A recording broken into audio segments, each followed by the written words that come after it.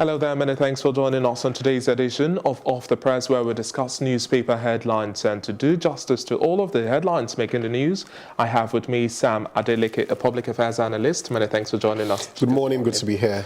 Yes. Now it's time to discuss newspaper headlines again. Let's take a look at The Punch. We started with The Punch, and one of the biggest headlines, PDP reacts as Buhari says corruption threatens February 16 poll. President Atiku to sign fresh pact on poll outcome on Wednesday. And we also have FG fails to probe Buhari's NSA minister. Another headline, nine slump at Atiku's rally in Kano. Lagos man, woman found dead in a car, and ex-military governor David Ijor dies at 87. And there's also a call from the international community, and that's a call as well to the federal government. Don't forget Leah Sharibu, family begs FG. And Nigeria must avoid Venezuelan nightmare, says Akinyemi. And lastly, confusion in Ogun State as Amosun Oshoba make parallel plans. Now, Sam, PDP reacts as President Buhari says corruption threatens February 16 poll. Now, this is laying a little bit of claims to the use of looted funds. That's right. What's supposed to use to perpetrate this act? What do you make of this? I do think that PDP is reacting the way an opposition party should react. But unfortunately, this talk of corruption being a factor in this poll should not be coming from an incumbent and a sitting president. So it's an opportunity for the past 4 years, to change the system. Because if you campaign in 2015 on the heels of corruption, and then you are in charge right now, you have the opportunity to make the poll free and fair, and you are pushing out those thoughts into the system, definitely PDP would take up on that and say, okay, guy, you are here, do something about it. Don't complain. Who are you complaining to? Since you are the one in charge of this system. Some quarters will also say that, well, what has the Buhari-led administration also done properly with the looted funds recovered? We also have this headline here as well. Don't forget Leah Sharibu, the family begs the federal government and international community.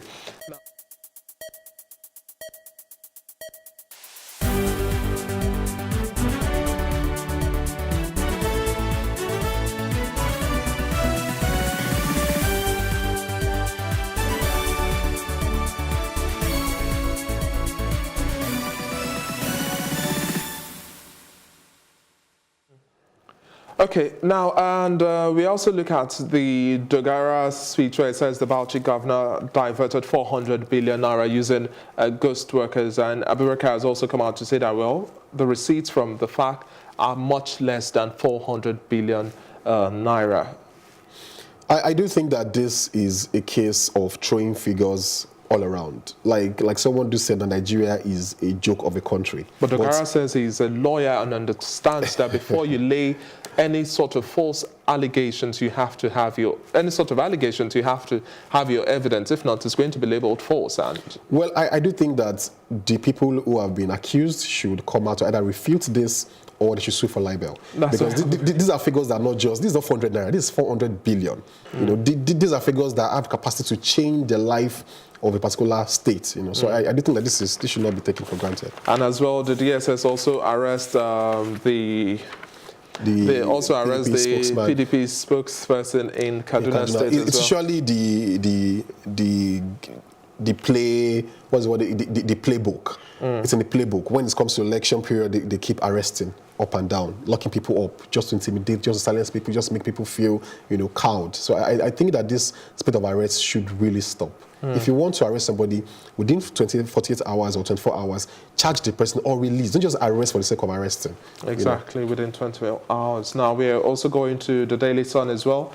We have, as NJC ratifies recommendation today, Onagan to go, Mohammed stays. CUPP alleges arm twisting, pressure mounts on Apex Court, INEC on Rivers APC candidates. And David Ijor, ex-Midwestern governor, dies at the age of 87, sadly. And Clinton, Commonwealth's scribe to witness second peace deal in Abuja. IGP orders tight security around INEC facilities. And Leah Sharibu again comes up. Dapchi says Leah Sharibu not dead. And according to the federal government, that is. Tears, agony as 7 die in Anambra tanker fire. Game over for President, Atiku declares in Kano. And why Nigerians should re-elect me, that's according to President Buhari. Now,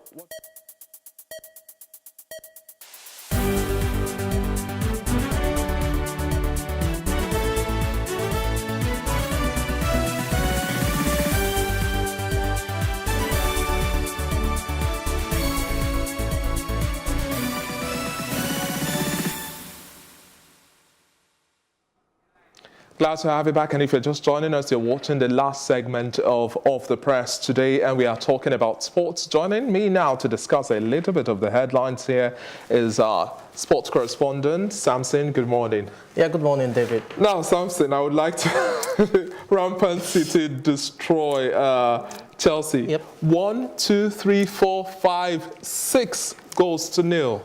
Yeah, it's still trending, you know, it's still the big story in the world football.